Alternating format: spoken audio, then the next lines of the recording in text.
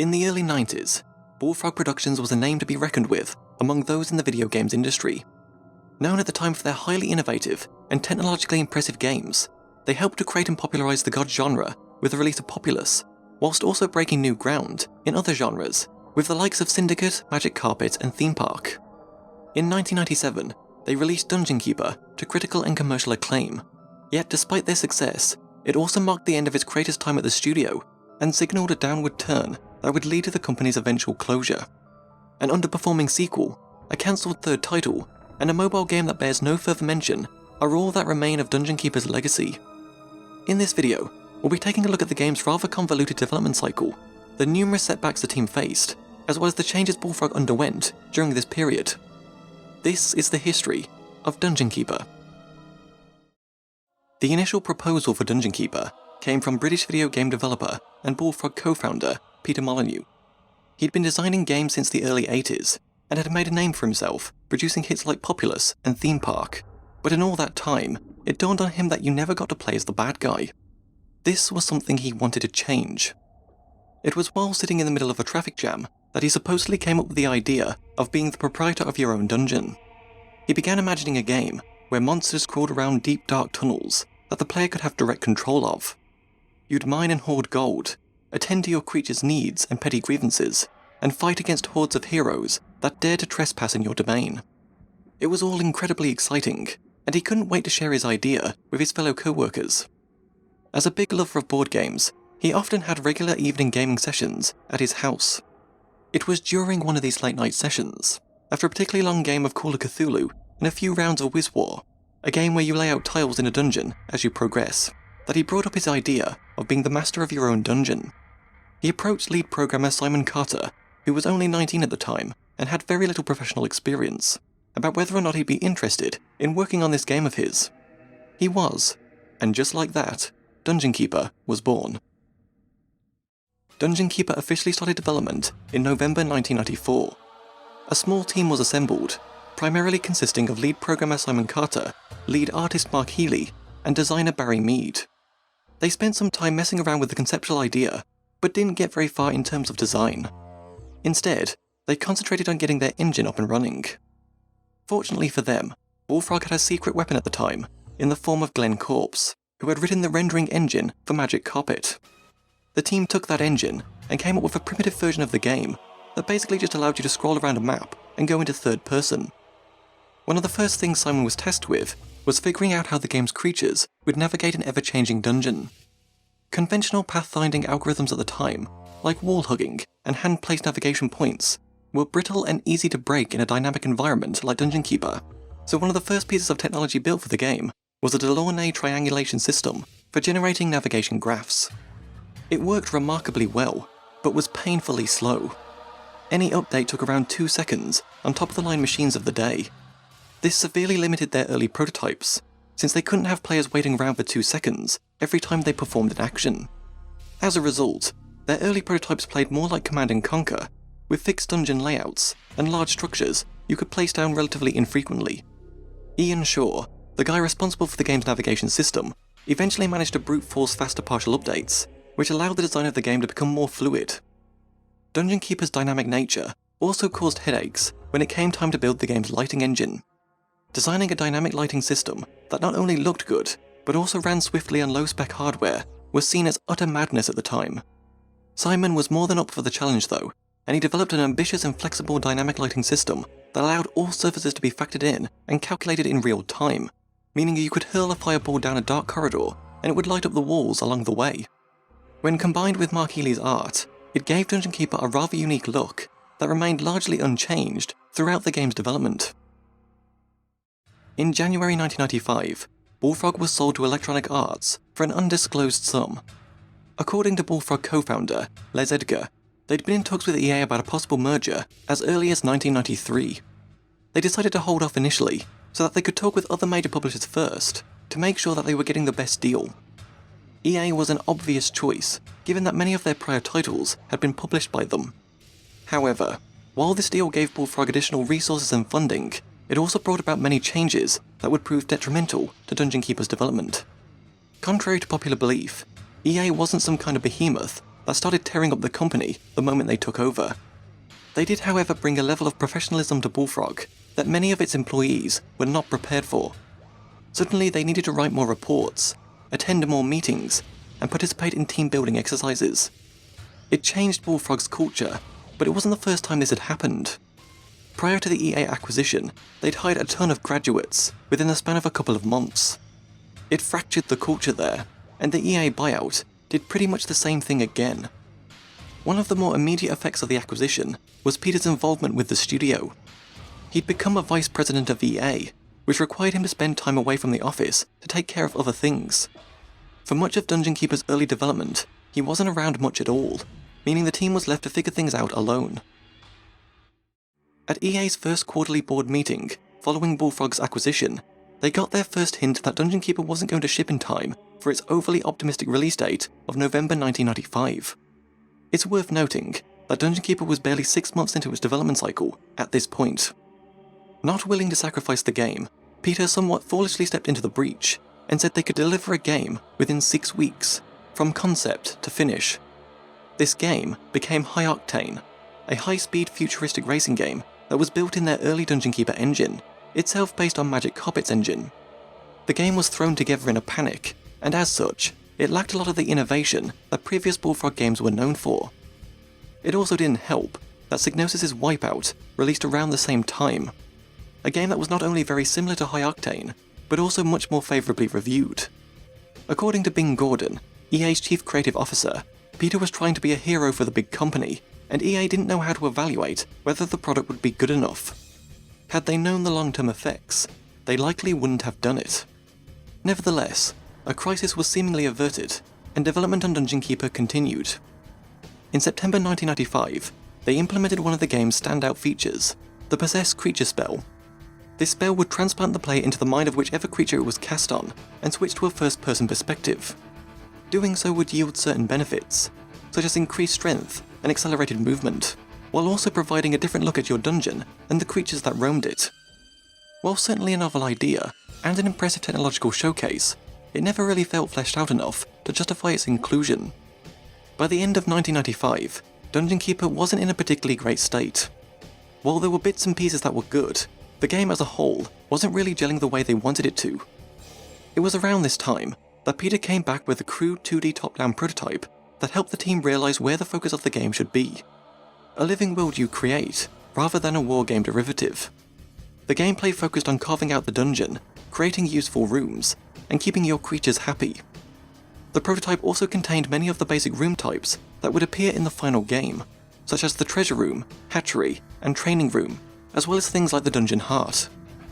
By this point, the team had finished sorting out their navigation update issues, so they began reassembling the game around that. A staple of many of Bullfrog's games was its artificial intelligence, and Dungeon Keeper was no exception. In fact, AI was such a big focus for the studio that they even had a dedicated AI team working at its Guildford offices. This resulted in a new technique called personality mapping, which gave each creature highly complex AI routines. They'd personalize sections of the dungeon, steal the player's gold if they got bored or felt neglected, and if the larger creatures got hungry, they'd start eating the smaller ones. On top of that, they still needed to fight well and be readable, while having very low computational costs. They'd been evolving their AI since Populous, with each character in that game occupying 48 bytes. This rose to 512 bytes in Theme Park, and in Dungeon Keeper, that rose again to 1024. Each creature had a distinct personality and interpersonal relationships that would require you to keep an eye on who was near whom, often keeping certain creatures completely isolated from others, such as warlocks and vampires. If forced to share the same layer, they'd end up fighting each other. No single creature's behaviour, desires, or abilities were alike, which was a stark contrast to the rock, paper, scissors mechanics of typical strategy games. It was such an important thing to get right, because so much of the game depended on the AI, including the navigation system. The game's creatures were designed by lead artist Mark Healy, and were given distinctive traits and characteristics, in addition to their various wants and needs. Biodemons, for example, were strong and carried a powerful area attack, but moved slowly, whereas flies could quickly dart around to explore areas outside your dungeon, making them great scouts, but not particularly great fighters. The Horned Reaper, on the other hand, was like playing with fire. If he felt even the slightest disinclination towards any aspect of your dungeon, he was more than capable of destroying everything in sight. He also ended up becoming the game's official mascot. Mark was also the one who came up with the idea of slapping creatures with the in-game hand icon. He had a dark sense of humour, so ideas like this came to him pretty quickly. By slapping a creature, you'd make them work faster, but slapping them too frequently would reduce their health and happiness. The one exception being the Dark Mistress, who was the only creature type that became happier when slapped. A lot of time was also spent refining the game's user interface. Designer and programmer Dean Carter went through dozens of iterations, looking at the various ways rooms could be built more intuitively and trying to make the game's left side panel easier to read and understand. He wanted the cursor to travel the least distance possible and make the submenus comprehensible. He even experimented with no side panel at all, and while it looked better, it wasn't really feasible to exclude it. As time went on, Peter grew increasingly dissatisfied with his position at EA, and just wanted to get back to doing what he loved most, making games. However, he couldn't see himself becoming an employee of the company he'd founded, so he made the decision to leave Bullfrog and start a new company, which would become Lionhead Studios. But when he handed in his notice, he went about it in possibly the worst way imaginable. He was with one of his good friends, Tim Rance, and together they both got very drunk. While discussing his desire to resign from EA, Tim encouraged him to actually do it. So he casually sent an email to Larry Probst, who was the CEO of EA at the time, and drunkenly wrote that he intended to leave the company effective immediately. To his horror, Tim pressed send, kickstarting a chain of events that was impossible to stop. EA was understandably very concerned about him leaving and taking everybody with him, so straight away, they told him that he couldn't come into the offices anymore, couldn't attend any more Bullfrog meetings, and wasn't allowed to see any products. This put Dungeon Keeper in a precarious spot. EA was reluctant to continue its development, but Peter made it clear that he intended to finish the game. Since he was no longer allowed inside Bullfrog's offices, the whole team moved into his house to finish the game. They played Dungeon Keeper long into the night, drinking beers and arguing over who should have won based on how the game should be versus the way it was. If one of them won too easily, they'd go back and change the design of the game, constantly fine-tuning the game's mechanics to make it as fun as possible. They ended up working 6 to 7 days a week, often until 3 o'clock in the morning, for months on end. It was a grueling experience, or at least it should have been, but they were all having too much fun to really notice. There was a small problem though. Since they'd been so preoccupied with Dungeon Keeper's multiplayer, they kind of forgot about the game's single-player experience until the last minute. A large portion of the game had been designed and balanced around their epic late-night play sessions. While this certainly gave Dungeon Keeper a unique flavour, it also meant that they didn't prioritise the game's narrative and level design as nearly as much as they should have. The actual level design came very late in the production process, and Peter wrote the Enemy Keeper AI in the last month or two by himself. As a consequence of this, they ended up overlooking something that many fans would later complain about. The fact that you could pick up creatures at any time and drop them into battle, and take them out of battle when they were injured. This significantly undermined the game's strategic elements, since it basically boiled down to a game of numbers. If you had more creatures, you won, and vice versa. According to Peter, it would have taken them only 10 minutes to change this, and the game would have been 1,000,000 times better because of it. Perhaps the most surprising thing about Dungeon Keeper's development was that the game as it was released was put together almost entirely in the last few months. Long into the development cycle, the team scrapped the entire game and started anew. While a lot of the artwork did carry over, the way in which the game was presented was totally different. Originally, players dug out tiles themselves, and summoned creatures with a combination of mana and gold. With the revamp, this was changed to imps digging out tiles that the player tagged by clicking on them and then claiming them. Peter also dialed up the speed of the imps by a ridiculous amount, which changed the intensity of the gameplay and made everything else seem much better. The portals used to summon new creatures to your dungeon went from being something that the player built themselves to being pre-placed on a map that the player needed to claim. The team had gone back to their god game roots and mixed it with some RTS influences to produce a game that was much more streamlined and focused. It all came together extremely quickly, perhaps in part because of its isolated development. Almost 2 years after its original release date, Dungeon Keeper was finally released in June 1997. An expansion pack titled The Deeper Dungeons released shortly thereafter, and featured an additional 30 levels, half single player, half multiplayer, as well as enhanced visuals and improved AI. There was also originally supposed to be Sega Saturn and PlayStation versions of Dungeon Keeper, but work on these didn't get very far before being scrapped. According to Carsten Elton Sorensen, who was hired by Bullfrog to work on the Sega Saturn port, the PC version was still in active development at the time. They'd managed to get the graphics engine up and running fairly quickly on the Saturn, and it turned out pretty good thanks to the console's quad renderer. Its forward rendering method also meant that roof corners were completely smooth surfaces instead of jagged triangles. However, the port ended up being cancelled after only a couple of months. The game never got to the point where it was actually playable on the console. It only got as far as displaying a level in third and first person, plus a minimap in the corner of the screen, and nothing else. No gameplay, no creatures, no menus, or anything. When this version of the game was scrapped, they began working on the PlayStation version, which was later cancelled due to the game's memory requirements. With the proven success of Dungeon Keeper, EA was keen to capitalise on it with a sequel. However, Peter would not be around for its development, as by this point, he had left Bullfrog to found Lionhead Studios and begin work on his next game, Black and White. Producer Nick Goldsworthy was therefore put in charge of leading Dungeon Keeper 2, and a new team was assembled that included some members of the original team. This not only allowed them to approach Dungeon Keeper 2 with a fresh perspective, but also with a sense of ownership. When they started work on the game, they initially went in with the mindset of just updating the original by making it prettier and improving the gameplay. But within 3 months, they realised that there was a lot more they could do with this game, and so it became a true sequel. During the early stages, they had quite a frivolous design document. It then dawned on them that they needed to do a proper game mechanics document, so they brought in 5 designers and split the roughly 30 areas of the project between them. Everything from the combat system to the first-person possession needed designing, meaning each designer was responsible for about 6 sections each. There was immense pressure to not only carry over the original Dungeon Keeper experience that players loved, but to add something new to keep it interesting for them. The team wanted to reduce the ambiguity when it came to looking after your dungeon, tighten up areas like the combat system, and look into how things interacted with one another. This helped in giving more clarity to how systems worked to the player, so less guesswork was needed overall.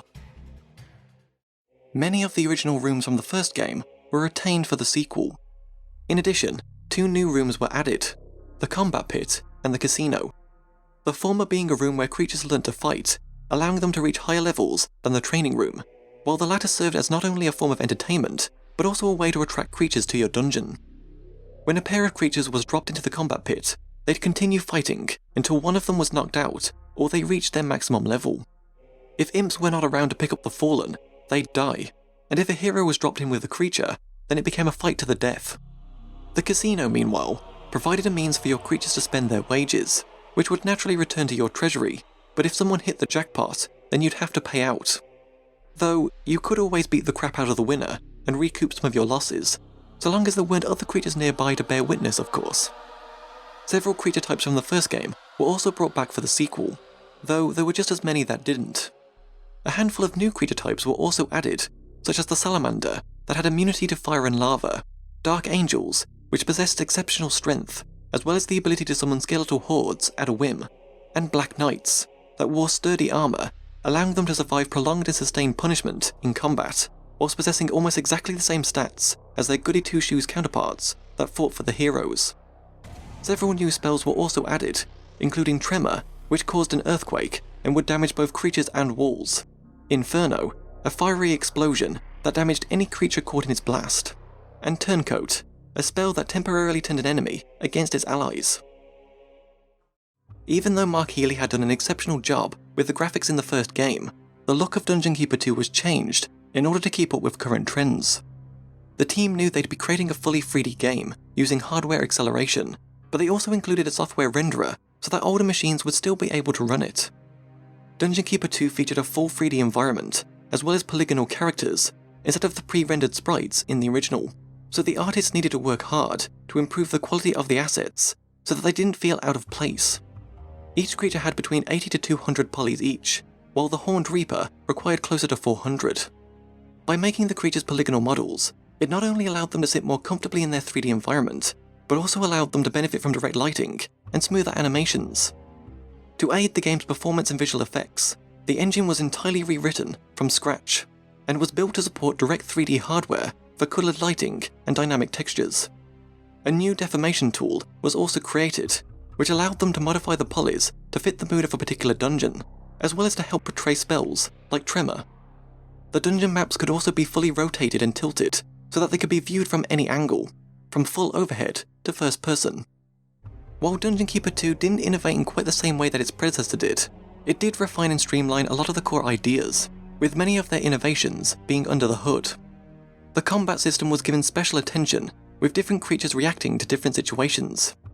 Some would rush straight in, others would try outflanking the enemy, and some would stay back and use ranged attacks. As they gained new levels, they also gained new skills and abilities.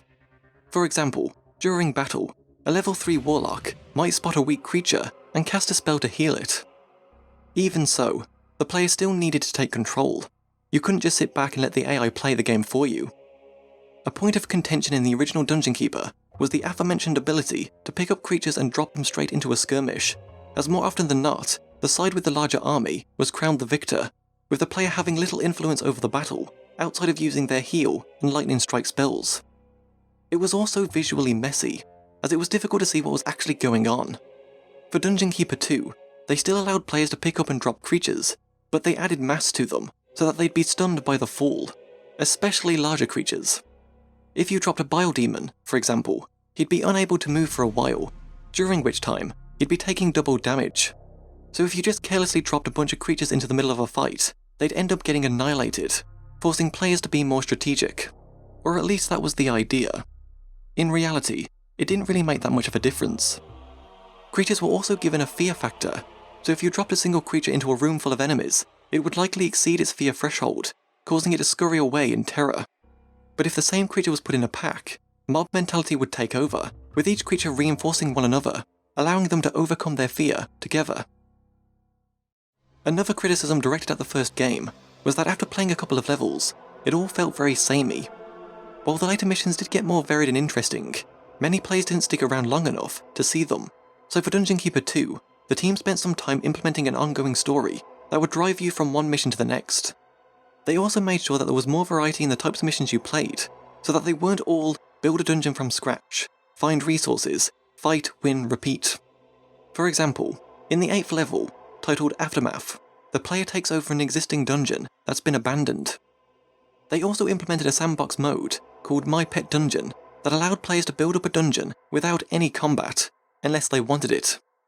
During development, testers often played levels without invaders.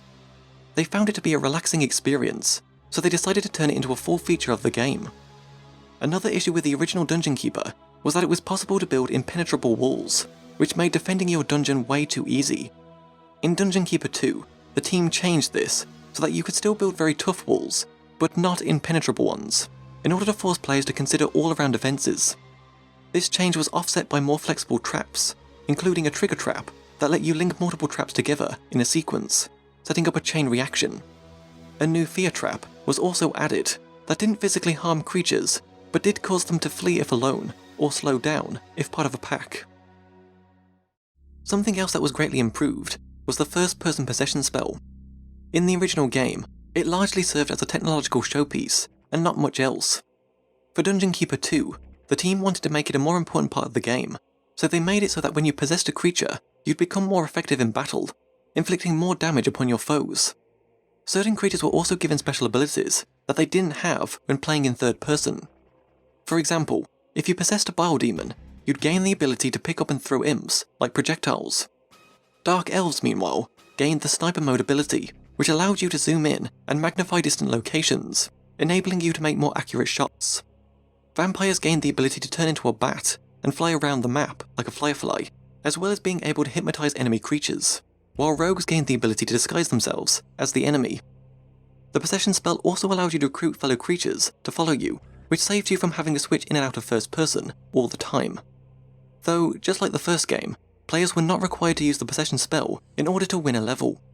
It would, however, provide distinct advantages in some cases, especially in multiplayer.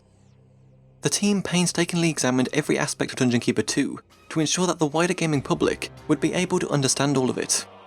This meant focus group testing, and lots of it. The game's user interface was redesigned more than 10 times following feedback, and the help system was meticulously pieced together during extensive tests on a wide range of players, from jaded testers to office secretaries who'd only ever played Windows Solitaire. By doing this, they were able to ascertain just how much guidance the player might need in order to start ascending the learning curve. Dungeon Keeper 2 was released in June 1999 to generally positive reviews. However, it didn't sell as nearly as well as its predecessor did. Just like with the original Dungeon Keeper, a PlayStation version was also in the works, but was later cancelled. In August 1999, Ernest W. Adams was brought from EA headquarters in Redwood City, California to Bullfrog to be the lead designer on their next game in the Populous series.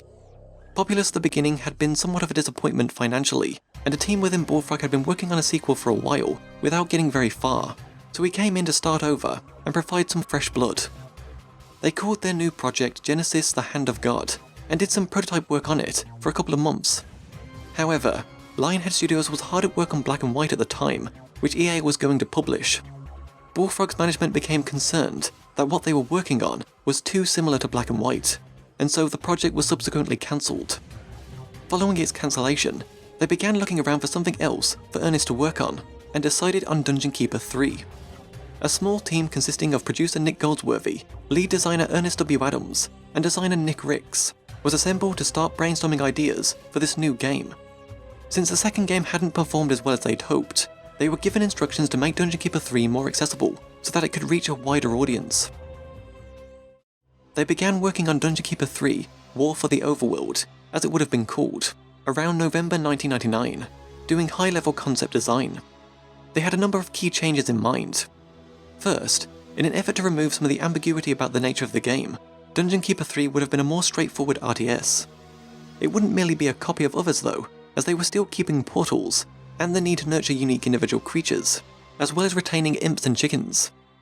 Another key change was the introduction of a third race, and to let you play as any of the three: heroes, dungeon dwellers, or the third race, the elders, that would have been above ground. They worked on some technical design for building castle structures, so instead of building a dungeon by digging out tunnels, you build a castle by construction, a little bit like how the later Stronghold games would play.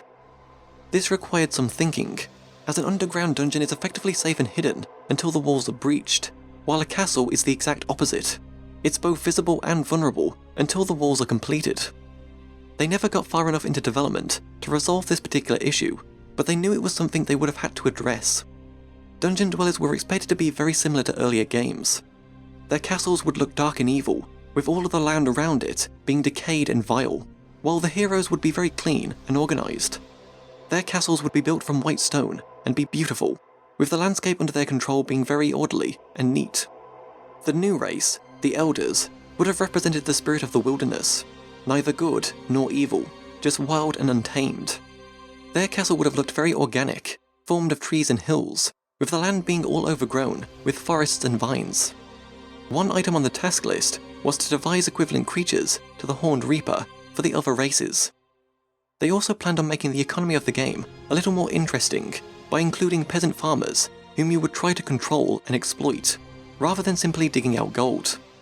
They hoped to make it more a game of growth and evolution, moving a little closer to Age of Empires in economic terms, than simply a question of mass production. Another major goal was to improve the game's multiplayer. Earlier versions of Dungeon Keeper were never very good in multiplayer modes, because the underground layouts were rigidly symmetrical, and both sides always had exactly the same kinds of creatures to work with. It really became a race for resources more than anything else. They wanted to make a more asymmetric game, in which players could choose to play any of the races, each of which would have its own strengths and weaknesses. StarCraft was a major inspiration, as it was something Ernest played a lot of in those days. They managed to get a fair bit of work done, and were figuring out typical RTS issues, like supply lines, siege engines that needed creatures to work them, interfaces for managing mixed indoor and outdoor combat, and so on. However, by March 2000, work on the project had come to a stop. EA foresaw difficult times ahead due to the downturn in game sales that preceded the arrival of the PlayStation 2. As people waited for the arrival of the new console, they weren't as interested in buying games for the old one. EA wanted to avoid any risky projects, especially PC projects, which didn't make as much money as console games did. At the same time, unbeknownst to the team, EA was negotiating for the rights to Harry Potter and the Lord of the Rings.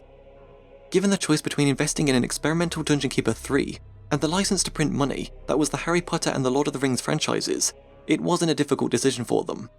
Dungeon Keeper 3 was cancelled, and a lot of the team was moved to work on Harry Potter games instead. EA also began laying off staff because of the financial losses they anticipated, and did indeed eventually suffer. In 2001, EA did away with the Bullfrog brand entirely, merging the company into EA UK, later known as EA Brightlight. While these Harry Potter games weren't going to be Bullfrog branded, they were made by Bullfrog people. Dungeon Keeper soon fell into relative obscurity, but despite that, it had still managed to capture the hearts of those that played it. Over the years, numerous games have been made that are said to have been directly inspired, or at least partially influenced, by Dungeon Keeper, demonstrating just how appealing its concept was, and still is. In January 2013, a fan-inspired spiritual successor to Dungeon Keeper, called War for the Overworld, a reference to the cancelled third game, was successfully funded on Kickstarter and even received Peter Molyneux's blessing. While its initial April 2015 release was met with stern criticism, mainly due to the game's unfinished and buggy state, the team continued to provide frequent updates that substantially improved the quality of the game, eventually reaching a point where it could stand toe-to-toe against the other games in the Dungeon Keeper series, with it even being regarded by some as the Dungeon Keeper 3 we never got. If you enjoyed this look back at the history of the Dungeon Keeper franchise, and would like to see more documentaries like this in the future, then be sure to like this video and subscribe to my channel. Also, if you have the means, consider throwing $1 or $2 towards my Patreon, links in the description.